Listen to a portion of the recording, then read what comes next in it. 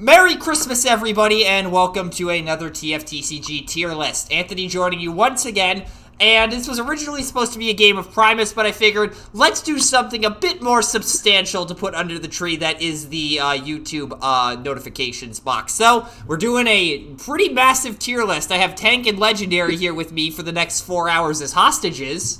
Just kidding. Oh! But seriously.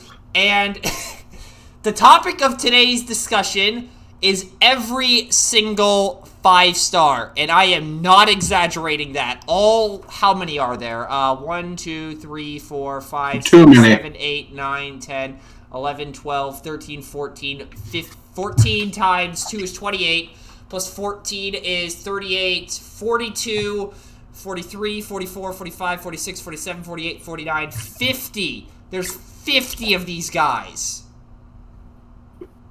Wow. Yeah, we're gonna. This is gonna be about a 4-hour video. I'm pretty sure you can check the timestamp to figure out how long it actually is. But we're gonna go in order from waves 1 through 8, with the exception of wave 2, which we're gonna do at the end for the most part, because we're gonna do a rapid fire lightning round for the combiner pieces, just because they're not as appealing of a discussion as the rest of them. So, gentlemen, you ready to suffer for the next 5 hours? Hooray! I will do my best, sir. Alrighty, let's get this party started with one of the better 5-stars in the game, RC. Where is she hiding? Oh, there she is. RC. They're in alphabetical order, Hawk. Come on. Yeah. Well, oh, they are. I'm stupid. Anyways, We have the prior knowledge of actually being able to say that we've graded this one before. Oh yeah, Mm-hmm. we put her in A tier on the wave 1 rare tier list, didn't we? Yes, we put her in A tier. Because she's always been good. Even in this current meta, where like her stats are maybe not as stellar, the Pierce equal to attack still reigns king. She's Right. A tier. And especially with the prevalence of 5-white good stuff, as Steven's been pioneering lately, yeah, she definitely has a place in the modern metagame. It's just that glass cannon question mark that really throws a wrench into where you throw her in the tier list, but I honestly think we just keep her in A tier from the wave 1 list. Mm-hmm. Yeah, I agree. Any disagreement? Wow, okay, maybe this won't take 3 hours. Mayhaps. That'd be nice. Yeah, because If only. we'll figure it out. Anyways, I think we have an easy OPBL moving on. Flame War. I mean, she was the ubiquitous 5-star up until Night Racer came out. And that's what I was just about to say. With Night Racer, she was kind of obsoleted. And you don't see her played anymore except in tandem with Night Racer when you're doing like a lot of tough deck. But Right. Like, outside of some Shockwave builds I've seen, but those are definitely not the norm right now. I've seen Flame War, Night Racer, OPVL stuff. yes, Yeah, but thank you, again- Naga. But that, again, that goes to prove Tank's point that she's mainly a piece in concert with Night Racer rather than in comparison to, I think, is the right I mean, way to I describe think Flame War's really good because Like, if you really need that extra bit of bold, you could always flip her too. Right, yeah, and don't get me wrong, we're not knocking her ability, and we are looking at this in a historical Yes. sense. It's just we're saying right now. If we're looking at it historically, she's definitely S tier. But if we're looking at her as she is now, I think she's A. And we're looking at a mix of both, so I say we lean towards OPBL tier. I'm fine with leaving her. Yeah, I think lower end OPBL, but yes. Yeah, I would agree with that for sure. Kickback. So, this is an interesting one, because this is what enabled Insecticons to go 4-wide in the first place. But he's in that same category of RC, where he's really a glass cannon. Yeah, as soon as your opponent gets to swing at him, he's dead. Right, and his alt mode, if I'm not mistaken, yeah, his alt mode never really comes up, because you're not going to use him in blue versions of this deck just because of his bot mode. And his bot mode, like, it's alright, but it does lower the ceiling a little bit unless you have a grenade launcher on him or something. Moreover, if your opponent takes out an Insecticon before you can swing in with kickback, you're already like tearing his power out before he What? can even get out. No, that is not how it works. It's for each for- Insecticon. Oh, right, you it's get starting enabled. team. I'm an idiot. Never mind. Yeah, I think he's solid. I think he's like top of A. Yeah, I mean the issue is he's not versatile. The issue is he's not versatile. Yeah. You can't slot him into a wide number of decks. Right, but then we also look at how prevalent Insecticons have been historically in the game. I mean, we just saw a Insecticon deck run around in the OI. Was it like the best deck in the event? No, but definitely in the early Wave 1, Wave 2 days, Insecticons were one of the top threats, and sure, they've leveled off a little bit, but we have to take that into consideration when looking at this. I would say B tier. Top of B tier, I could get behind. Because he lacks the versatility of characters like Flame War and some of the other ones down the line. And then on top of that, he hasn't continued to gain power. He's leveled off. So that's fair. So is the deck good? Yes, I'm not arguing that. Right. Is Kickback as a standalone good? No. Not no. It's toss up. So I think he's B tier because you don't really play him outside of Insecticons. Yeah, I could all the others. We'll leave him in B tier for now and adjust things at the end if need be. But I agree with that statement. I can get behind that. That's fair.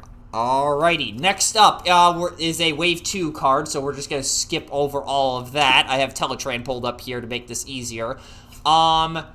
Starscream Decepticon Lieutenant. This is going to be an interesting discussion, because we really can't have this discussion without discussing Arc 1. But he's cup tier as he is right now.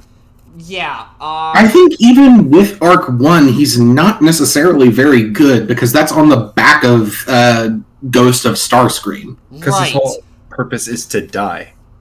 Yeah. Yeah. Which, that's not very good. If his whole purpose is to get one shot so you can get Ghost of Starscream out, how good does that make him? In its defense, isn't that kind of the point of several Battle Masters? You just want them to die instantly? I feel like that's different, though, because you don't get anything out of him when he dies, outside of the Starscream, obviously. Whereas with the Battle Masters, you're getting a whole upgrade that you can, do things with. I guess you're right on that front. Yeah, I think he's cup without a doubt. Cup without a doubt? Tank, you got anything else to add to this? Nope, I am perfectly fine with calling him Cup. Alrighty, this is going by a lot faster. We are 4 characters in, and we are at almost 8 minutes. Okay, maybe this isn't a 3-hour video. Windblade, also cup tier, but putting below... Beneath Starscream. Yeah, at least Starscream would have the Ghost of Starscream loop. Windblade, what the hell are you doing with her? Starscream has Null Ray, Windblade has nothing. Well, Stormfall Sword, but even then, that's it's... that's true. More like Stormfall on your sword, am I right, boys? Got him. I mean, you're not wrong. So yeah, that's an easy cup tier. Moving into Wave 3, Flak. This is our first... I honestly don't know where we slap this. Just because I don't even know what he does, he's D tier. What? So, Flak is the one that allows you to turn any orange card in your hand into a new design. Oh, he's new designs. Right. That's actually not bad. It's a really strong opener. I've seen a handful of decks with Windcharger and Flak where you'll tap and scrap for Flak, and then you'll give him a grenade launcher or a power punch on the opening swing. I like that. And it just makes him even... It makes him even swingier, which is hilarious. And this is where Naga chimes in the comments saying you can do that with downshift. No, you can do that with downshift. Yeah, no, that's pretty cool. Plus, he's a tank, so he enables all of that. In battle controls as a team, they haven't done anything in the meta historically, but they're still a pretty decent pick in terms of messing around on the casual front. So there's that going for him. Yeah, I would think. Yeah, he's good. He's a little gimmicky, and you really have to draw into it for a lot of the strategies that utilize him. Right.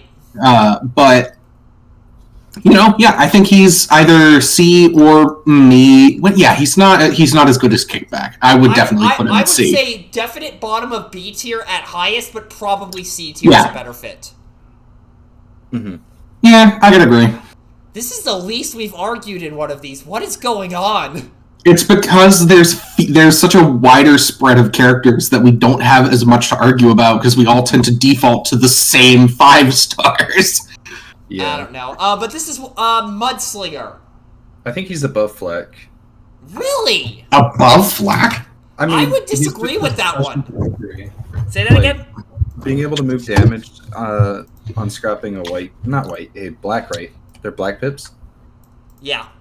But it's 1 damage, and you have to tap a character to move a single point of damage.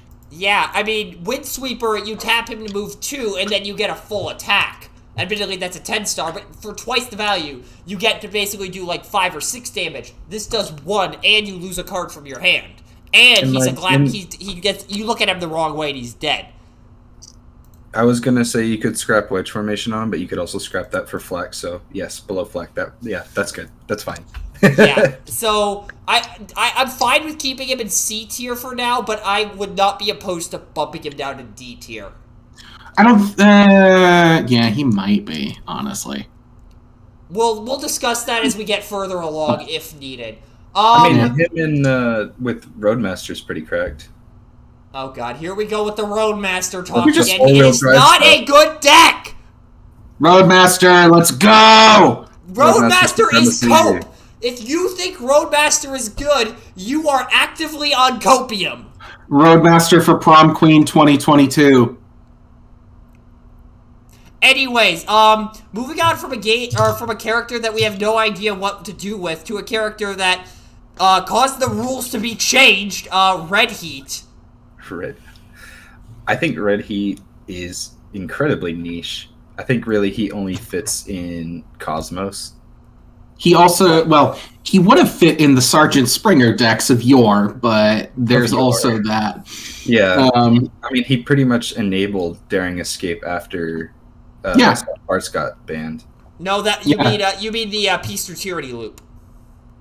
That too. He enabled a lot of things just because Swap Parts is such a powerful effect. Right, and for those of you who are not as familiar with the history of the game, for a bit of context, when Wave 3 was released, it was about 2 months after the Swap Parts ban, which someday I'll make an explainer on that for those of you who are new to the game. But Red Heat is basically turns any white icon card into Swap Parts, and people were panicking that he would re-enable the loop since he was a specialist, since that you needed at least 2 specialists, one of which was Wave 1 Chromia, in order to loop Peace Through Tyranny, I Still Function, and Plasma Burst to just get infinite turns. So WotC changed the rules so you couldn't take one extra turn in a row. Yeah. And I mean, you don't see Red Heat around, but the effect is just as powerful as it's ever been. Right. I don't think he's D tier. I really don't. I just put him there just so I didn't have to hover him around somewhere. I think he's like lower C. But I think we'd agree. Would it be below or above Mudslinger is what I'd ask. I would put him above Mudslinger. I'd agree with that just because he did force a rule change. I was debating for a very short second putting him above Flak, but I was like, well, he lost all that power with the rule change, and Flak is... Yeah, Flak is at least... Yeah, you get the picture. Right. So, yeah, and plus, Red Heat, you could still argue he has some utility if you know what you're doing, whereas Mudslinger is just kind of meh. Yeah. So, yeah, okay, I think we got that settled. Blowpipe. This is... I did some, like, a partial ranking of, and, because, like, it got to a point, I tried to do my own ranking ahead of this, like I always tend to do, because I think it's funny to compare at the end. I put Blowpipe in Cup tier. I've never seen one use Blowpipe. I have tried him in a couple of grapple builds, but that probably isn't saying much considering grapple decks really aren't doing a whole lot. The only build I ever tried to make with him was called Girls Night Out, which tried to abuse Slipstream's +3 that she got from flipping colors, comboed with Blowpipe's plus attack from flipping colors. Well, your first mistake was trying to use Slipstream's bot mode. Yes, exactly. So, at the very least, there's been some experimentation with him, like we've just discussed, so I'd say maybe put him above Windblade, but below Starscream. He doesn't even... Sorry, go ahead. I also did a chart of my own before this as well. Right. I put him at low D tier, like very low D tier, just on the sheer fact that he's a better Smashdown. Okay, yeah, I could see that. Because Smashdown is just a worse version of him. And if there's a worse version of him, then I don't think he can be as low as it gets. I can see that argument. Hey, I'm gonna have to refresh myself on Smashdown later, so yeah. I will not give you. I will go ahead. Actually, you know what? Y'all want to do Smashdown now? Yeah, he's a few down, but yeah, might as well. So, as a refresher, when the upgraded character attacks, you flip more colors of battle icons than your opponent flips, upgrading it +2 until end of battle. And, crucially, Blowpipe has 7 health in bot mode and 1 defense, whereas Smashdown has 6 health, 2 defense. Blowpipe doesn't offer any innate plus attack. Blowpipe does in his weapon mode. And, also, Blowpipe has Focus 1 in bot mode. I think Blowpipe, because he gets +1 attack for each different color you flip, so potentially up to +5. So he's got a lower floor but a higher ceiling, whereas Smashdown is a little more consistent, because at the very minimum it's a primary laser, which is at least somewhat nice. Yeah, I mean, to be honest... Actually, I'm going to bring this up now. Most decks these days are running 4 colors, which essentially equalizes Blowpipe and Smashdown. So you're really looking at the value of the extra health and the focus. Well, no. So here's the thing. With Smashdown, if everyone is running 4 or more colored decks, that literally puts Smashdown well under Blowpipe, because Smashdown, if you both flip the same number of colors, Smashdown doesn't trigger. And Smashdown doesn't trigger, and Smashdown doesn't trigger, and Smashdown doesn't trigger, and it just descends. So at this point, it's a question of where do we put him in Cup tier? I would put him top of Cup tier. Yeah, top of Cup. At least he has the utility of soaking up a hit being a Battle Master, but like if you're spending your 5 stars on him, you've got some serious problems. There's just better 5 stars out there anyway. Speaking of better 5 stars, Laserbeak. This is an interesting one. When you flip this mode, draw a card, then scrap a card from your hand. Pierce 2, tap and play a secret action. Admittedly, it's looking at it now in context of things, he's honestly kind of a worse version of Ravage. Yeah, he's definitely a worse version of the Blaster Soundwave Ravage. Right. Because I mean, he has a lower attack. He doesn't do as cool things in his alt mode. You get to he's at least a cycle engine, which is something. But if you're like, I mean, the point is he could be better. He could be very better, or a lot better. I feel like we're sounding off on a D tier here. Yeah, I had him at top of D. Yeah. Yeah. I can see that. I can agree with that. No, man, we're about 20 minutes in and no major disagreements so far. Wow. It's because a lot of these characters don't see play, so it's like and we thought we're going to either agree or disagree. We thought the combiner tier list was going to be 20 minutes, and look how that panned out. So there's still time for things to start going wrong. Oh yeah, once we get to the combiner pieces, it's going to become a shit show. Just wait. Oh, for sure. Speaking of Ravage, let's talk about the bad version of Ravage. So, I will say, the stratagem from BFA makes him interesting. Yes, for sure. Turning him into an inverse thrust where you can tap him and give his defense to somebody else. Especially with the cell running around. Yeah. I mean, Nacelle doesn't do a ton with... Well, Nacelle lets you play an extra upgrade on him, which could be useful. Alt mode, +1/+1 to a Decepticon with no abilities? Yeah. Ooh, I didn't even notice that. Yeah. I mean, Did Bill not tell you about what I was running in Toronto? That's a 13-star team, or that's 13 stars, though. Yeah, and then you bring in Major Soundwave. It's a solid team, but outside of that, what is Ravage doing? Major Soundwave? Major Soundwave's 14. How do you fit him? No. What? The other Soundwave. That's Shockwave. You're thinking of Shockwave. I am an idiot. Okay. No, you're good, man. You're good. They sound the same. The waves. That's all you need to know. We brought in a wave. We made waves. Bring in the wave that fits. That's not the wave 1 wave. God, that sounds like who's on first. The wave that fits, the wave that doesn't fit. The wave that space. The wave that got Ayuk banned from losers. Oh God. Okay, yeah. I know which one you're talking about now. The Wave 3 Soundwave. Yes. Yes. It's just obviously that deck hasn't really seen a whole lot of play. It's more of just a casual deck, if anything. Yeah. Right. It's a casual deck. It's loser slaughter. Yeah. You want my honest opinion? With the stratagem, I would probably put him at C.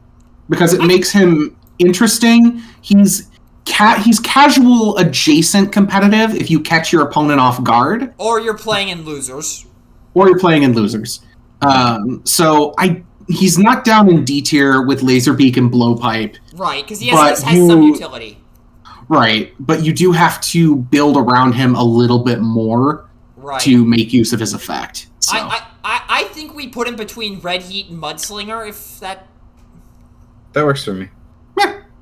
He's got the same problem as Red Heat. You have to build around Red Heat to make use of the effect. Right. Mm-hmm. Okay, so that's Ravage. This is gonna be one I think is a little simpler. Roadhugger. My boy! Put him in B tier! I was about to say bottom of B tier, top of C tier is kind of where I would shuffle him around, just because he's historically had that natural synergy with Beavis and Butthead. He's a good 5 slot if you're not gonna run Flame War, or if you're not gonna run the other characters. Go to Roadhugger. Roadhugger just gives you a free leap into battle. He's good. Right. He's not like perfect or anything. Far from it. Yeah. But like he's very versatile, very easy to work into a blue deck. He boosts your other characters. Plus, this is kind of a side note, really, but there was that deck GN was running in the last Losers event that just tried to use, I think, Thrust, Roadhugger, and actually, I'm going to look that up quick, but it was basically a deck trying to take a one-hit KO every single turn. Which, by the way, if you do want to watch that, I played against that deck in round 3 of True Losers 3, which you can find that match over on the live archive channel, so be sure to go check that out if you want to see that deck in action. I'm pulling it up right now. While I'm doing that, Legendary, you have anything to add? I like Roadhugger a lot, but my only thing about him is that I feel like he's always paired with Thrust, and I don't think the runabout guys are good enough to be his redeeming grace, because they're not played either. That's true. And right. Thrust, while he's played a lot, I've seen so many people doing like Thrust, Roadhugger, and then what is it, like a 10 or 11 star with him? Right. And I don't think I've ever seen that deck do well, unfortunately. Yeah, it's something. So where in the I had world... him at top of C. Like, I don't think he's bad by any means, but I don't think he's to a point where he's good enough. And now that I'm looking at it, putting him in the same tier as Kickback does feel a little weird. So I'm okay with. So this is where why I'm arguing B. Kickback does not have versatility, but he's an incredible like attacker, and if you put him in the right team. Oppositely, Roadhugger has good versatility, but he's not a good standalone piece. Right, so, but then we also take a look at the historical context of how much they've seen play, true. And he really hasn't, alongside all these other Micromasters that we have in C tier, which is why I'm saying top of C tier, that's completely fine, but putting him in B tier kind of just feels a little bit off. Like, trust me, like, I would be fine if he saw a little more play, but as it is right now, I think top of C tier is best we can do. Yeah, understandable. Also, the deck I would... What was that? I will concede he has a really cool gold foil. Oh, yeah. Yes, he does. Yeah, that's actually the only of the gold foils I have, and it's like, oh. Oh, I have the other ones. Put him in B tier for gold foil. Let's go. They were just handing those out at my local league, so if you want them. We'll talk about that later off camera. Also, that deck... Yeah, say your address on camera, Yeah. Also... Hawk lives it. What was that? Nothing. Yeah, okay. Also, just as a side note, that deck I was alluding to that GN ran in Losers used Ramjet as its attacker alongside his Strat. Ah, okay. Okay. Right, he did. And now this is where Naga starts huffing copium ridiculously and enters the comments to tell us how we're wrong. Visper, I say D tier. He's awful by himself. I'm Yeah. going to put him at the top of D tier because ASP, but if he's riding the coattails of a trait, that should put him in D tier. The only deck I have ever seen that used Visper was the Nemesis Prime 4-wide. And that's because he's the only other 4-star of memory. No, He's a that was 5-star. He's a 5-star. 5-star. If he was a It was- 4-star, no. we wouldn't be on this list. I'm sorry. I was thinking of Night Flight, who is the 4-star. Right. So never mind. There's literally nothing to. I don't know what Naga's huffing. Yeah. Naga huffs copium and claims that Visper is good because he happened to resolve the full effect of his bot mode one time.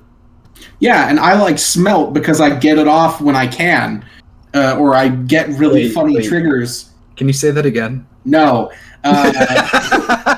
What did he say? What did he say? Nothing. Shut up. What's the replay? Nothing. Shut up. I don't even know what happened.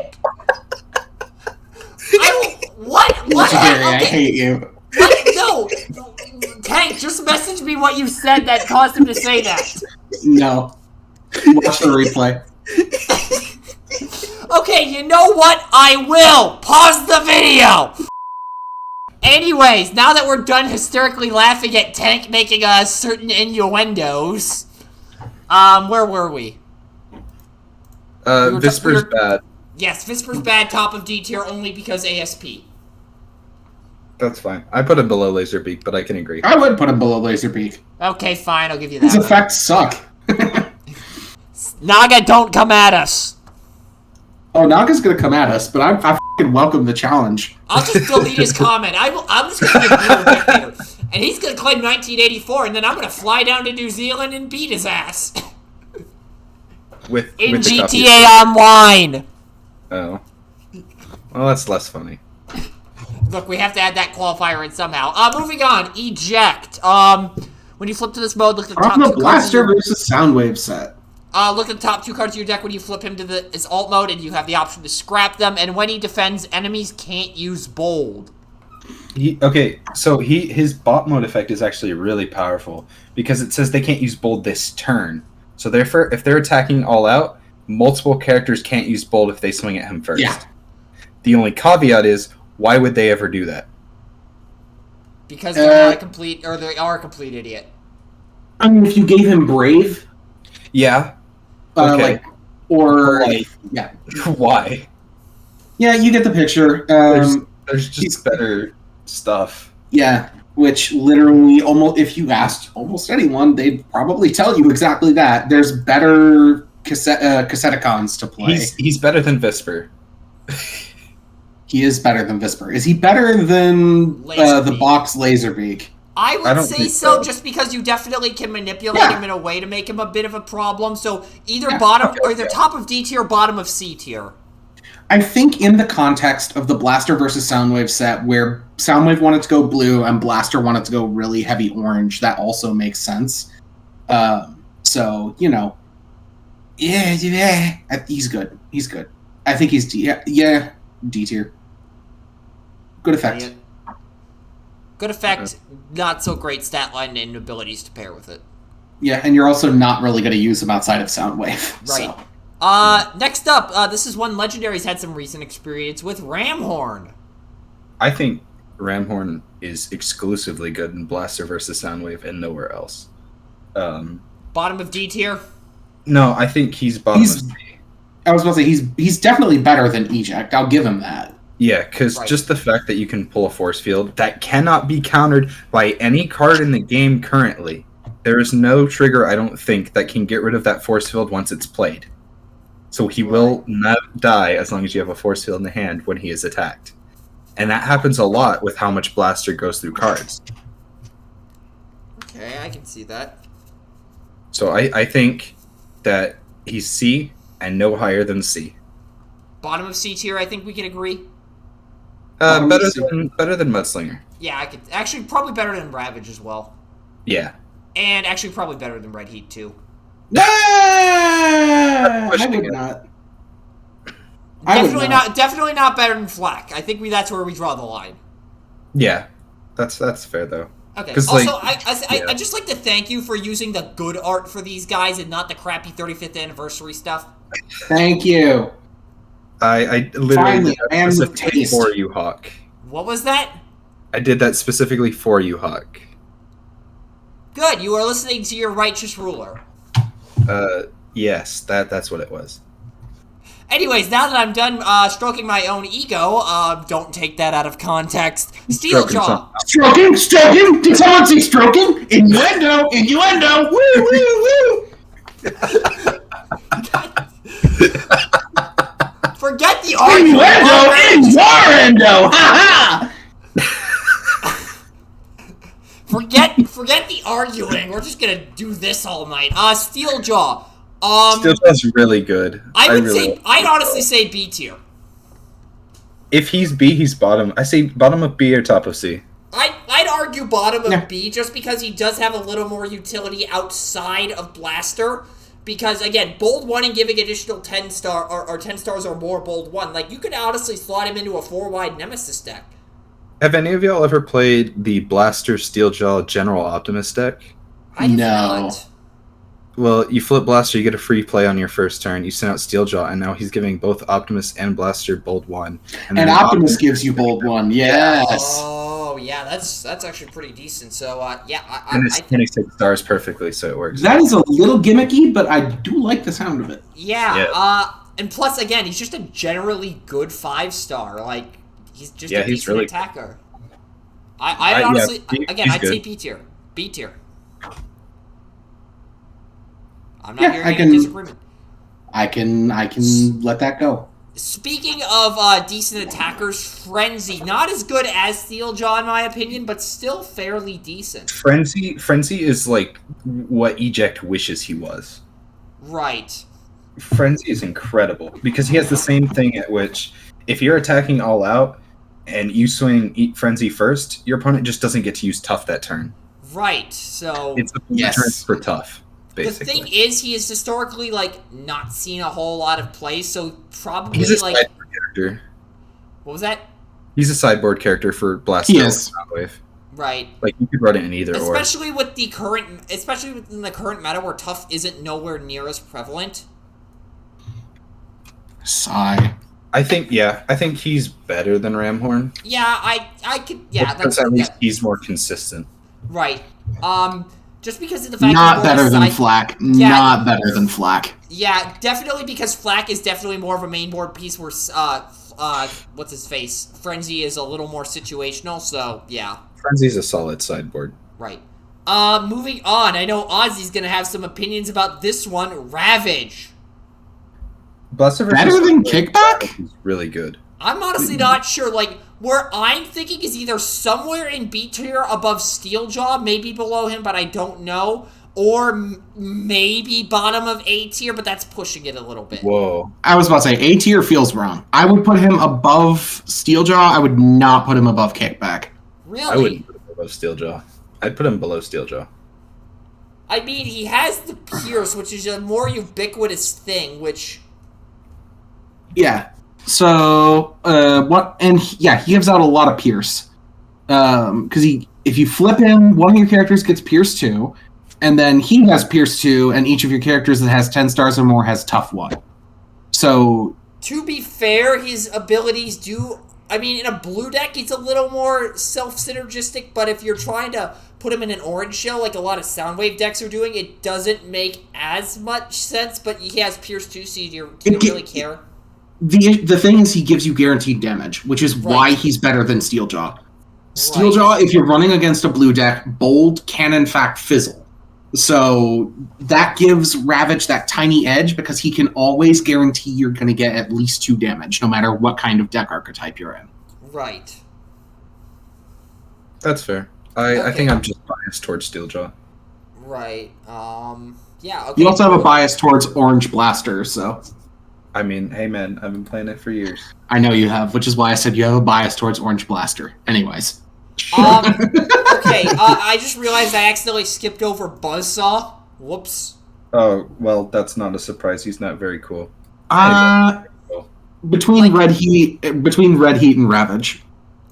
For a while, I thought there was a troll deck brewing with Ironhide in him, but no. Too many weapons going to and from your hand. Right. I have him above Red Heat for some reason. I don't think that makes sense. Yeah, I don't agree with that personally. I mean, I think it's just an armed hovercraft on attack is pretty cool. Yeah, I guess. I mean, moving your weapon too, that is good, because then you can, after you attack with him with a blue weapon, you can move it over to one of your other characters. Right. He's got the trigger happy. Oh yeah. He's a trigger happy without the cojones. I guess. Moving on to the next guy, we're entering Wave 4 territory. Powertrain. He's in that same category of Steeljaw, where he just gives everybody bold 1. The difference, though, is that Steeljaw is locked into playing with the off-road patrol. Powertrain. Not Steeljaw. Powertrain. Yes, we're talking about Powertrain. My brain is just like taking the most recent character we talked about and just supplanting them into every discussion. Yes, Powertrain, the issue with him is that he's locked into the off-road patrol. And the off-road patrol, in general, is kind of lackluster. I'm sorry. Right. Yeah. Hey man, don't diss the off-road patrol. They got 4-wheel drive. Oh wow, 1 card. And also dual smokestacks, technically. Oh yeah, dual smokestacks is cool. Yeah, dual smokestacks. But I don't see it as much as some people do. So I mean, he's got that thing that the patrol buffers have, and that he gets the plus stats for each one that dies. I don't know how much you want to look at that. It's worth something, so all that into consideration, I think we slap him in the middle of C tier. I would say, yeah. I had him just below Steeljaw. Really? I could see that argument, but given the fact that off-roads are a little lackluster, it kind of boots him down. But also, you have to look at him as an independent attacker, because he does buff himself. Yeah, and he does give himself bold 1.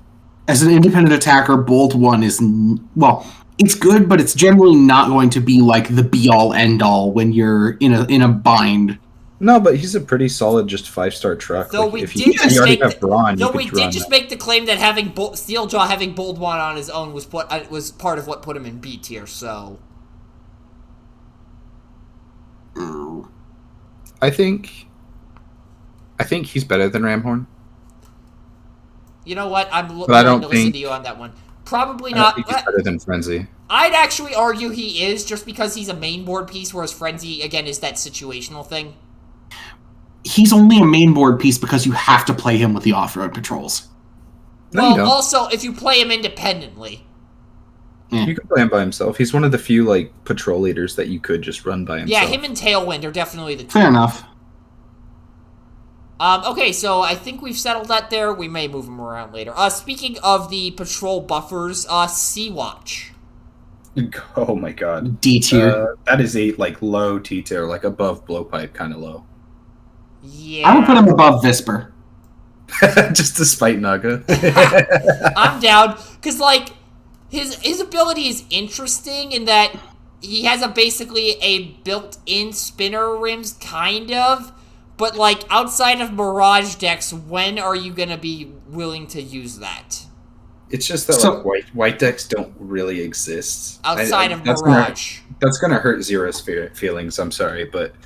The only time I have ever seen Sea-Watch be useful was when a guy had he swung in with, I think, Stakeout.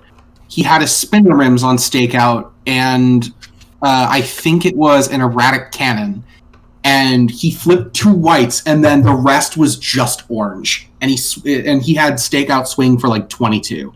Golly. But that was the only time I have ever seen Sea-Watch's ability come into use. Because, he's flipped 3 more cards once you flip once you flip your second white. Yeah, so with the spinner rims, that was 5 extra cards. Wow. On top of the first white icon. Or, yes. Wait. Yeah. So that's 7 extra cards. Actually, Something like that. how does spinner rims work? I genuinely don't remember. It's just an extra card when you flip a white, right? So wait, so that's 4 extra cards total. Excluding the 2 you get from the original white, yes. Yes. Okay. But So, yeah, back to the point at hand. Middle of D tier, I think we can agree on that. Yes. Alrighty. Next up is Sunrunner. This one is gonna be interesting for sure. I wish the Battle Patrol was better. That The makes Battle two of Patrol us. is decent. They're not as good as the airstrikes, which is why they suck. You want me to be honest? I would put him up with Mudslinger, personally, or not with Mudslinger. I was gonna say with Powertrain, but my brain just defaulted. Yeah, the thing with Powertrain is he can function as an independent attacker. Sunrunner really can't, because, I mean, we're looking at his stat line. It's the same stat line as Powertrain, but inverse, but he doesn't get that bold 1 to at least compensate. He does get a free damage every time he taps. Right, and again, that is a fun gimmick in a casual setting, but outside of that, it ain't doing too much. Yes. Yeah. And plus that damage has to be done to a tapped enemy. Mm-hmm. Yeah. I don't know why, but something about putting it below Ravage doesn't sit well with me.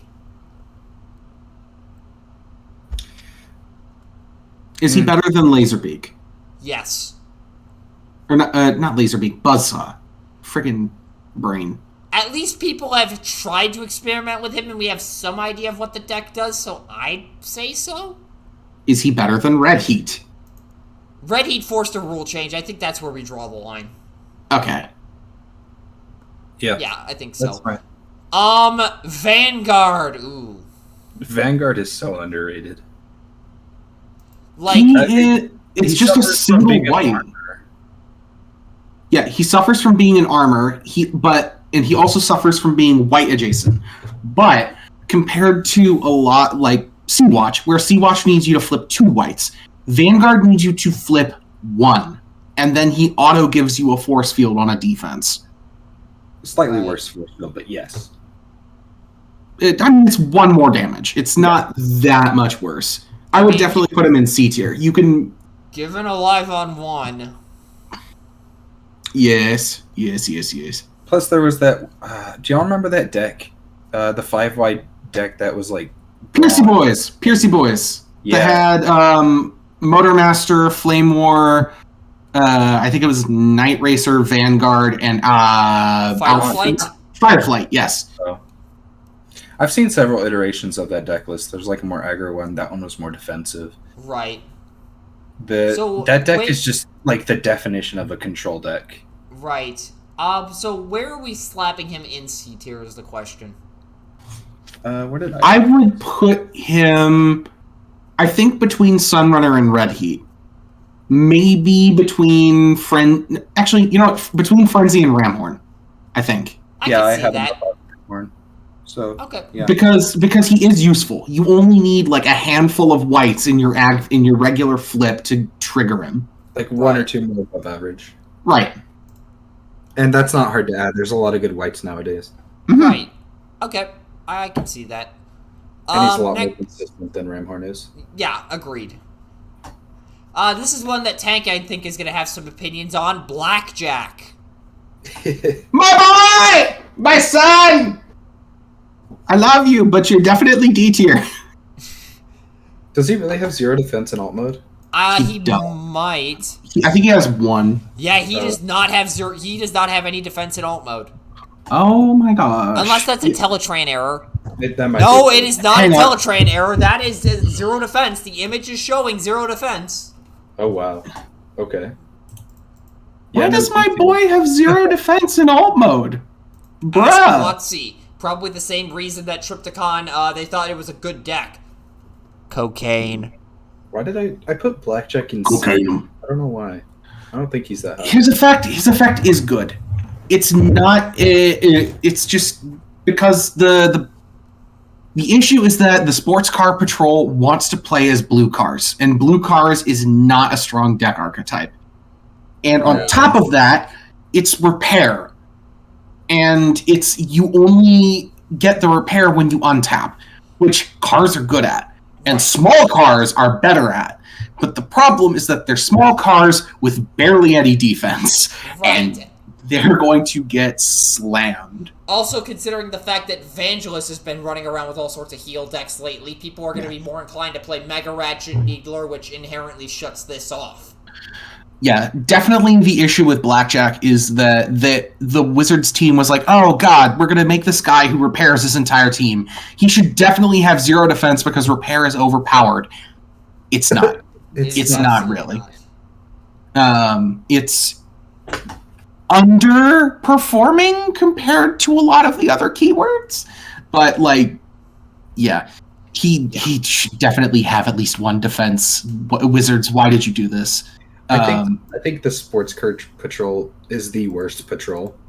I would disagree. I think the Rescue Patrol is the worst patrol. Rescue Patrol, absolutely. At least you have an idea of what to do with the Sports Car Patrol. Rescue Patrol, What are you even supposed to do with those guys? I guess if you're looking at them as a team, I can see that, but I think if you're looking at individual pieces... No, even if I can't speak. Individual pieces. Yeah, Roadhugger is better than Red Heat, so yes, you're correct. I'm going to say put him above Sea-Watch. I would put him at top of D tier, because you know what you want to... You know what you want to do with him. I can see that. I can see that. And silence. Okay, I think we have a pretty obvious one. Tailwind. A tier. Yeah, I think Tailwind is... probably better than RC. Yeah, definitely, for sure. Again, he enabled a whole host of deck strategies, and he's a pretty good independent 5-star, since most decks are splashing a reasonable amount of greens. I'm going to make an argument. Bottom of OPBL. I was actually thinking that as well. I am more than comfortable putting him in OPBL tier. I mean, because that's fair, because he did get second at the EI. And not even that. Green is such an easy thing to include in a deck. And a lot of people play 10 to probably 15 greens in your average deck.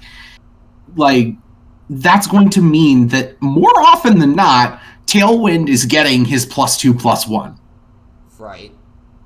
So he's not going to give it to the rest of your team, but he's going to hit harder than he absolutely should.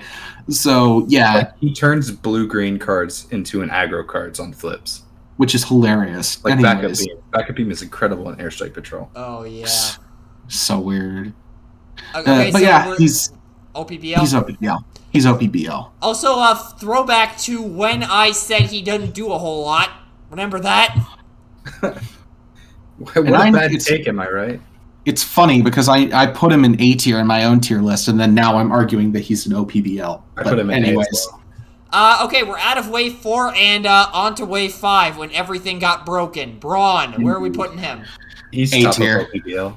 Oh. What? Oh. I think he's top of OPBL as it stands, just because he's such an incredibly powerful card. I'm not sure how I feel about that. Mans can hit Pierce 4 with little to no effort on the first turn. Right, but a lot of teams, especially now, as the meta has grown and evolved, have begun to go wider and wider, which tears his power down because he needs opponents to be bigger than him. Well, so if teams are going wider or wider rather than taller, then Braun loses out because there's a much higher likelihood that you're not going to get his ability off. He relevant. Yes, I agree. Oh, I was going to say, if we're looking at it in the scale of the game as a whole, it wasn't always like that. Because if you're looking at the context of back when headmasters were still a massive thing, when health heads were a thing, he was the only non-health head that was really destroying the competition. That came out of wave 5, really. Yeah. So I think maybe top of OPBL is pushing it, but I think he's bottom at the very least. I don't think he's as good as Tailwind. I really don't. I don't think so either. I'm willing to put him in top of A tier, but that's about as far as I think we should go. I definitely think top of A tier is where he sits because, like, And another thing too is everyone overlooks his bot mode. His bot mode is also yes, really good. I legendary. I 100% agree with you. When I play Truck and Thrive, every so often I will flip Braun to bot mode, and it surprises the heck out of people when he defends for like 8 for nothing. So yeah, he's very good, but like his 9 health tears him down a little bit. Out and just talk over tank because Copium with how the meta has evolved, he's lost a little bit of power. So I think he's A tier because he's not as ubiquitous anymore. Agreed. Agree to disagree, but I will accept it where it is. Okay, something I think we can all agree on. Night Racer, top of OPBL tier, no question. Yeah. Yeah, I think because my OPBL tier on my list is very different from that one. But yeah, I think with the way we have it there, yes, top. Yeah, it's very unfortunate because like when I saw her or when I saw Night, I know for a fact. When I saw Night Racer originally, I was like, oh, I said, and I quote, she's a worse Flame War. Her abilities are conditional. Yeah, I was like, this looks fine.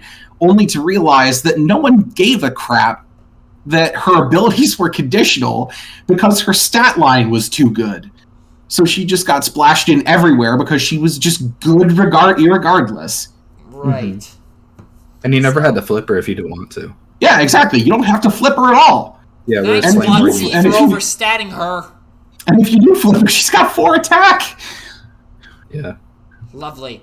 Moving on now into the community releases. Starting off with Ironic.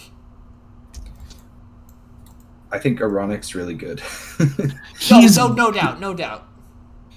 I don't think he's.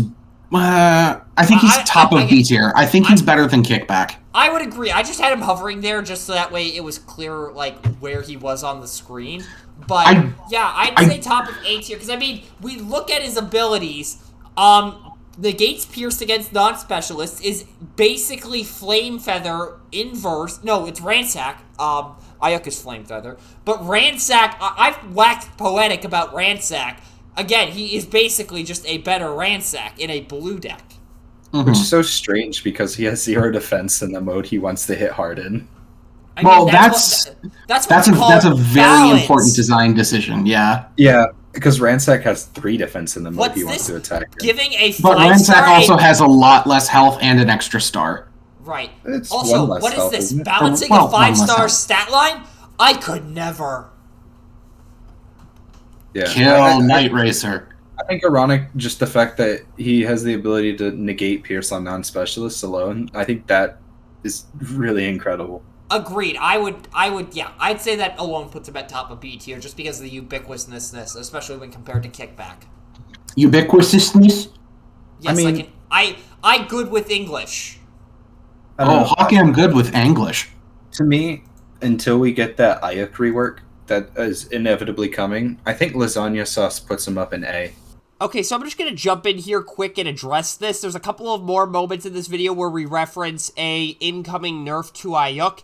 That is not happening. This was referencing some discussions that were happening a couple months ago as to whether Ayuk was too good or not. Those discussions have resulted in Ayuk no longer being actively considered for nerfs. Maybe that changes in the future, but as it stands right now, Ayuk is staying the way she is. We'll see how that pans out over the course of time, but for now, just ignore any comments about imminent nerfs. Really? Yeah, I think it is because just if he's immune to Pierce, right, then you're getting to keep your defensive upgrade, and it's giving you a bunch of defense that would otherwise be negated by that Pierce, but that's not a problem you have to worry about with him. And even if you do, it's likely they're not going to one-shot you. So then you just flip him and we have seen recently the power of Gators, so I'm actually inclined to agree here. Is he as good as RC or Braun? No, I would not say so. Is he better than Kickback? Is he worse than RC? Yes. Yes. Does he have that same level of play? No. Because the have reason you been you paying play... attention to the meta recently? He absolutely has that level of play. Yes, but that's a recent uptick to the lasagna sauce. I mean, I guess, yeah. Lasagna sauce made him. Which is why I would put him at top of B. Okay, He's involved, same as ever. He's same as a lot of the characters I've been saying. The meta or the strategy with them has either been devolving or stagnating, depending on how they function. Like, I think this time last year we had Ironic and Ayuk in like C tier when we did the BFA tier list. Something what like a take that was. Yeah, exactly. And now, because they've gotten a super powerful upgrade specific and central to them, like they've been boosted heavily. But I don't know if it boosted them all the way from C tier to A tier. Is Ironic good? Yes, but you're not going to play Lagarde Spalders and Ironic in an orange deck. Like that wrong. Lasagna sauce. Close enough. There you go.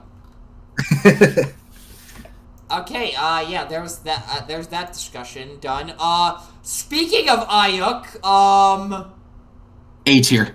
Above RC. Yeah, that's where I have her.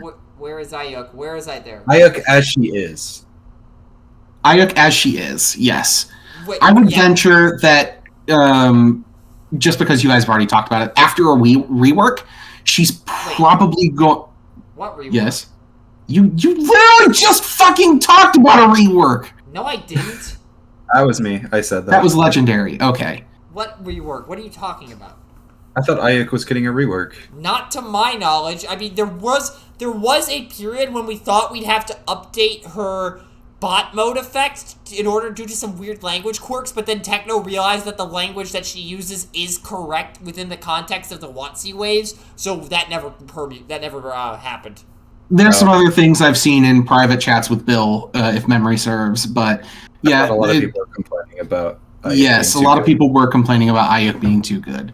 And Strat makes her even better. So, yeah, I'll say leave her at A. If she does get reworked, which I don't know at this point, I don't think she'll drop below Ironic, because Ayuk has always kind of been better than Ironic.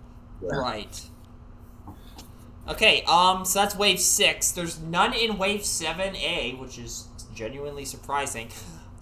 Speaking of 5 stars that everybody's been yelling at as of late, Crasher. Above Brawn. Yeah, I'd say so. Like we've been talking about the 5-wide good stuff decks that Steven's been popularizing as of late. Crasher is what really got that off the ground. Yes, I can agree with that. And plus, Crasher deals with a lot of the peskier, like, spread damage cards, like Armed Hovercraft. Armed Hovercraft, Fort, I know I used to have a name for it, like a joke name for him. Fort Scat, maybe? I don't remember. But she deals with Armed Hovercraft, Fort Max, Precision Fire, even Magray if you're... Yeah, Canyon Crash, because 2 characters are taking damage at the same time. She used to deal with Horrible and... what's his name? Quake as well. Quack. So, yeah, I think she's A tier. And she would be OPBL tier if we still had those headmasters running around. But because she was kind of designed for a meta that's come and gone, she loses that touch of power and brings her back to A tier. Right, and also there is also the potential that we are just looking at recency bias here, so putting her in OBPL tier right off the bat does seem a little irresponsible. Moreover, a meta that was nerfed out of existence. That too. That's really calling out her alt mode too. Her bot mode is incredible. Her bot mode is very strong. Right. Like the amount of times it saved my derriere in E2 is insane.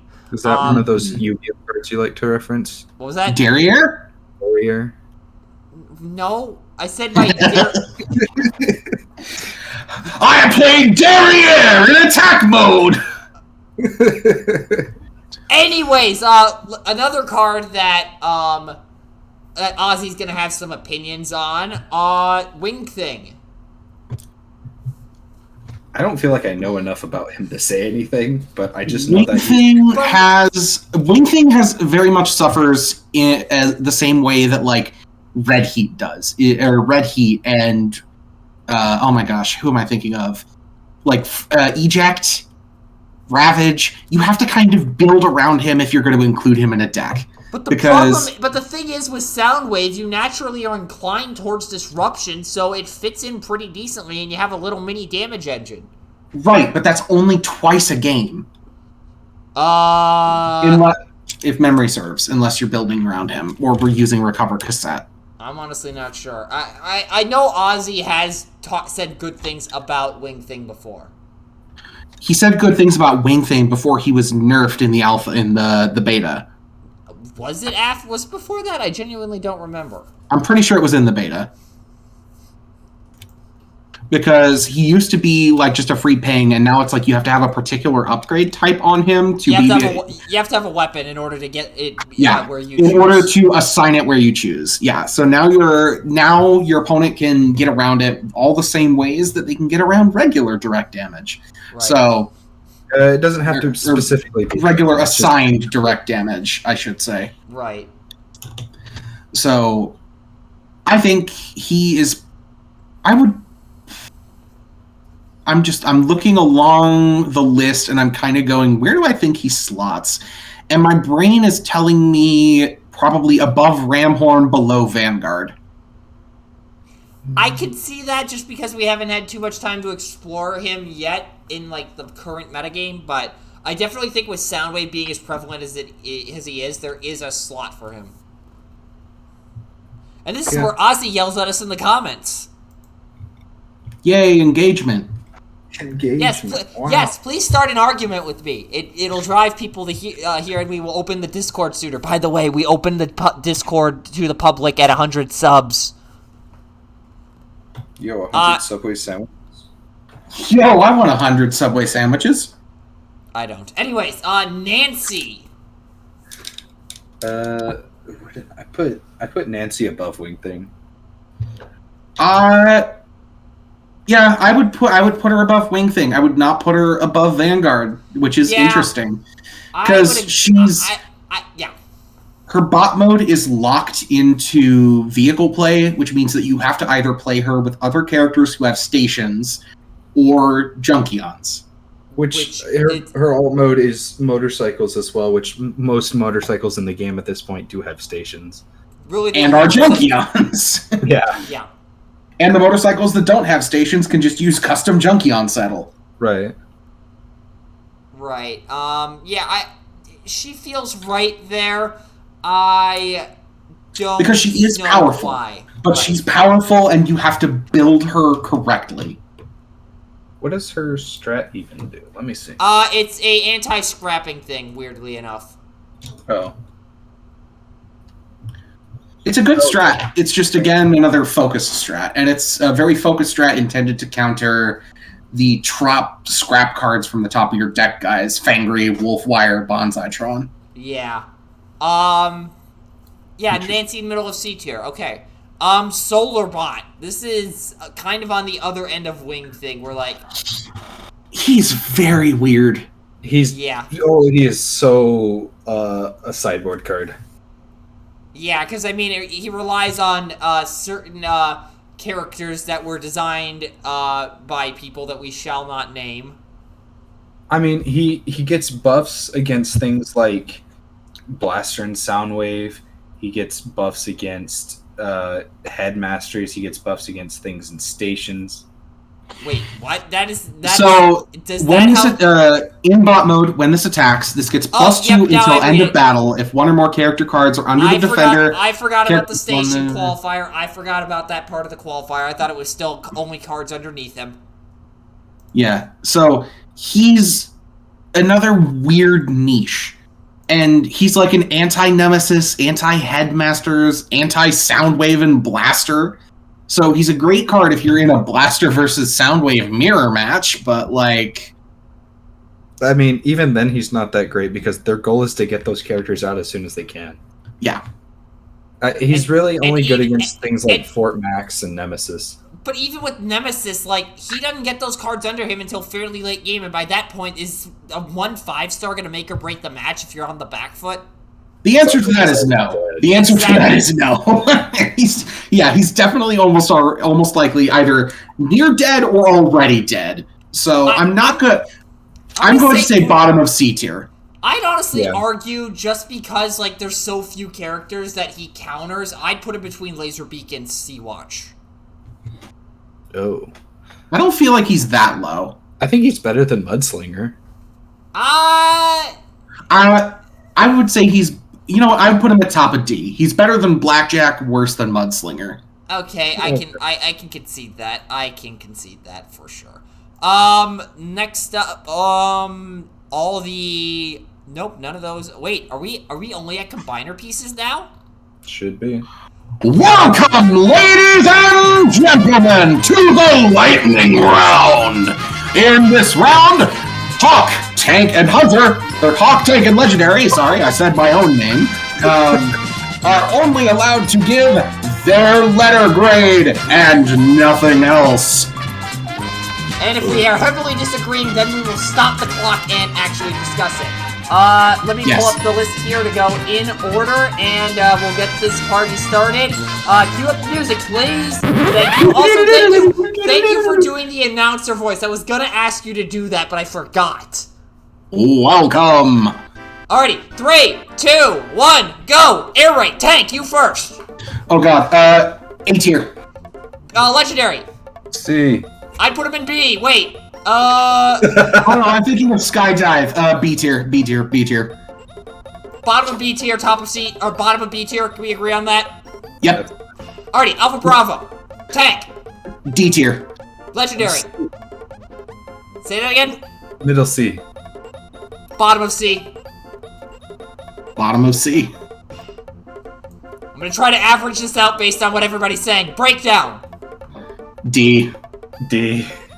Yeah, as much as I love this guy, Ouch! Unanimous shove. Okay. Actually, maybe he should not be above Solarbot. Let's put him like right here. I Actually, actually no. bottom of B. Okay, yeah, I can see that. Drag Strip. Or wait, no, Dead End. Dead End is B. B. I can see that. Dive Bomb. C. C. Where in Low C? C. Low C? Low C. I'll put him above Mudslinger. Yes. Drag Strip. Oh god, what does Dragster even do? Upper C. He draws cards if you flip orange-blue. And Pierce 1 on the other side. Low C. I'd go middle C because of the King Starscream shenanigans he was used with. Yeah. That's one deck. Legendary? That didn't perform at all. He's really good with the Cars deck I played. Does no one remember the Cars deck I played? Oh, I remember that. I'll put him above Red Heat, but below Ramhorn. How's that sound? Yeah, he's inconsistent. Alrighty, Fireflight. A. A. He's low A, but he's A. I would mid A. I think he's better than Ayak. I agree. Really? I agree. I think Ayak's better than him. Actually, yeah. Now that you think about it, Because no one's asking for a Fireflight nerf. That's true. Motormaster. A. A. A. Top of A. Better than Crasher. Actually, no. Okay. Yeah. Off-road. I think Braun's better than him, but okay. D. He is above Breakdown in D. I can see Above that. Breakdown? His abilities are all locked to Stunticons. But No, he he has counters 2 abilities! He counters Cars.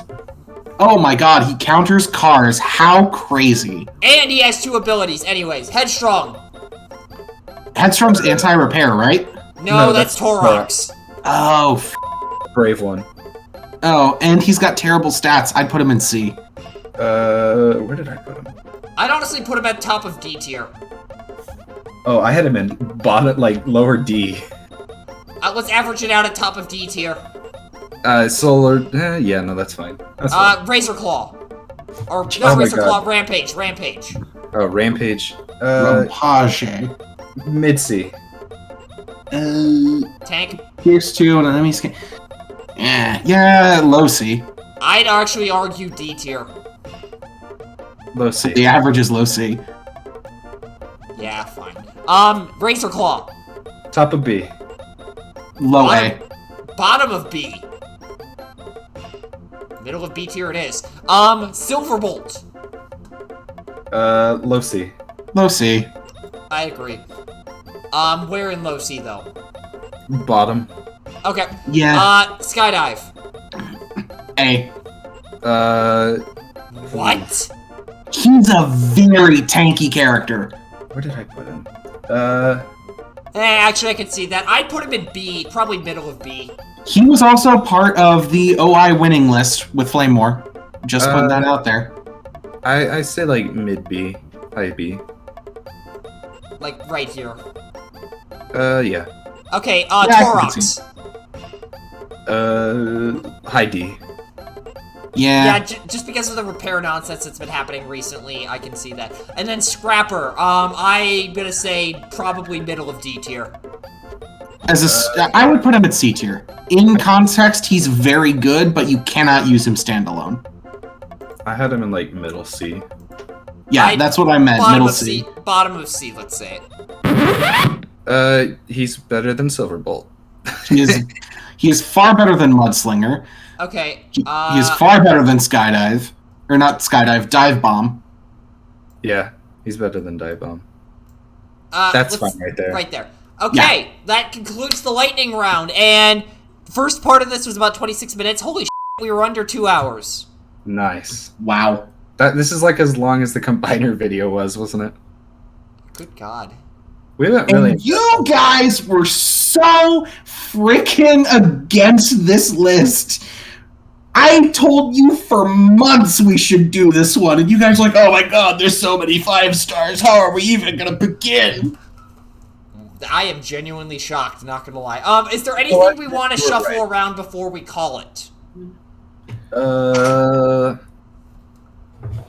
I think Motormaster is not better than Braun. I can concede to that. Yeah, I guess. I can. Actually, I would put Motormaster below Ayuk. Yeah, I agree with that too. Is RC right? Is RC right at the bottom of A? No. No. She's a glass cannon. I would argue yes. No. No. Oh god. I would get an argument.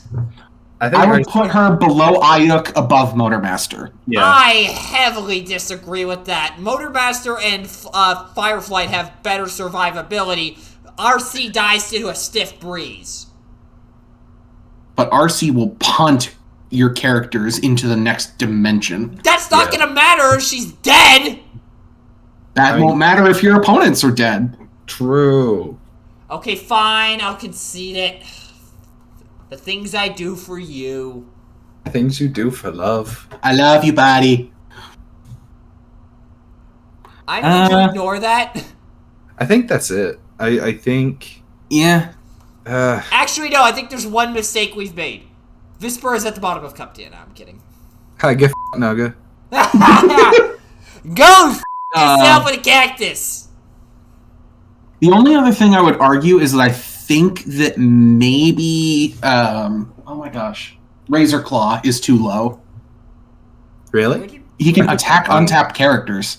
I mean, yeah, that's like a really good ability. It's a really good ability in Predacons. It's a really good ability, period. I've seen him use standalone before. But he's not really you. I mean, I guess... I would put him, like, above Ravage. I don't think I'd put him past Skydive. I disagree. I think we keep him where he is. I can't make myself want to. Just on the fact that... Alright. If that's a good ability, then Legendary B as a car would be played. Yeah. Well, Legendary B is also weird, so... Yeah. That's fair. He's also... Yeah, it's a very strange character. Yeah, I think we have a decent list here. There's a couple of head scratchers from me, but I'm sure the comments will totally tell us why we're correct on that, right? Yeah, the comments... The comments are going to be civil, right? Yeah, right? The comments will be civil. You can't tell it, but my face has a mix of happiness and also, dread. I just would like to say that the opinions of those involved in the video have nothing to do with the Legendary Void channel. I am not liable for anything that might be going wrong here. Thank you. And this is where I say, as a representative of this channel, maybe I should get a little disclaimer in regards to discussing this topic, in that this video is made for entertainment purposes only, and does not endorse discussing this topic with your friends, as it is likely to get very heated. Do not try this at home. This video has been endorsed by Prim Cola. I was literally about to say, this is the part of the video where we thank our sponsors. Yes, this is where we thank John for keeping my sanity on, so that way I can actually make a reasonable discussion here. So, with that being said, hopefully you enjoyed what you saw here today. If you did, there's a little red button you can push down below to show that. And, yeah, hopefully Christmas is going good for you. Hopefully there's something good under the tree for you. And, not sure what is going to be the other video this week at the end of the week for the normal schedule, but we will find out. But for now, that will do it for this video. Merry Christmas to all, and to all a good night. Yes, push the red button. Nuke Santa Claus. Of course. If you push the red button. I end with a heartfelt moment, and you go and do that. Merry Christmas, everybody. If you hit the red button, Visper will go down to the bottom of cup tier. Yeah! Push the red button. Send Disper to cup tier. Hell yeah! Give us the ultimate Christmas gift, folks. See ya.